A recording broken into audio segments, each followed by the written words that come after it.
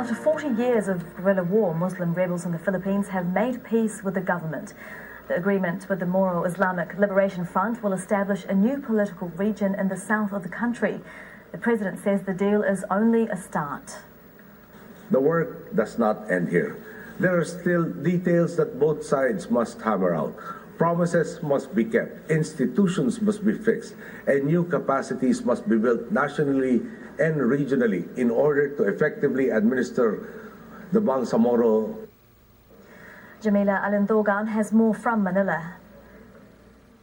This framework agreement between the Philippine government and the Moro Islamic Liberation Front aims to end decades of Moro insurgency in the restive part of southern Philippines. According to President Aquino, the national government will be creating a new political entity for the Bangsamoro people, and it's going to be called Bangsamoro. However, the national government said they will still maintain control over its defense, foreign affairs, and currency, among others, while the Bangsamoro will be able to have its share of tax revenues and territorial control on the ground. It is important to remember, though, that it is still a preliminary peace pact agreement.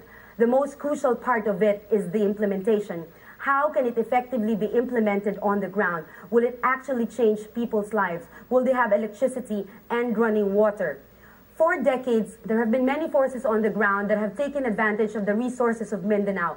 There are warlords, political clans, business organizations. Are they willing to let go of their powers and share it with the Bangsamoro people? Let's remember that the MILF is still considered one of the strongest secessionist group in Southeast Asia. They have 10,000 strong fighters and are able to mobilize millions of their supporters on the ground. So now it is important to see exactly how effective this agreement is going to be, and will it finally be able to quell the rebellious sentiments of the Bangsamoro people. Now to a developing story out of deal with the country's largest Muslim separatist group. This is, as we say, the Moro Islamic Liberation Front, the MILF, sometimes people calling it, a deal which would end more than 40 years of separatist conflict. On the line, Jamila Alindogan, who is in our Manila bureau, to tell us more. Where's this breakthrough come from now? How long have they been negotiating on this? Well, this framework agreement basically has been a long time coming. Negotiations between the Moro Islamic Liberation Front and the Philippine government, in fact, has been going on for decades. This framework agreement is expected to eventually end the decades-long Moro insurgency that has killed over and displaced over hundreds and thousands of people. They're going to call it Bangsamoro, and it is expected to have equal protections of laws, exactly just like the rest of the country. This is just a preliminary peace pact agreement, and it is important to remember that the most crucial part is the implementation of its peace pact on the ground. How we can effectively change the lives of people on the ground. As we know, there are many forces there. Are they going to be willing to share the powers and controls that they've had? There are warlords, political clans, business groups. Are they willing to share that power that they've had for so long? How is it also going to ensure that the rights of other minorities are also going to be protected? There are also indigenous peoples living in this, what they call the Bangsamoro land.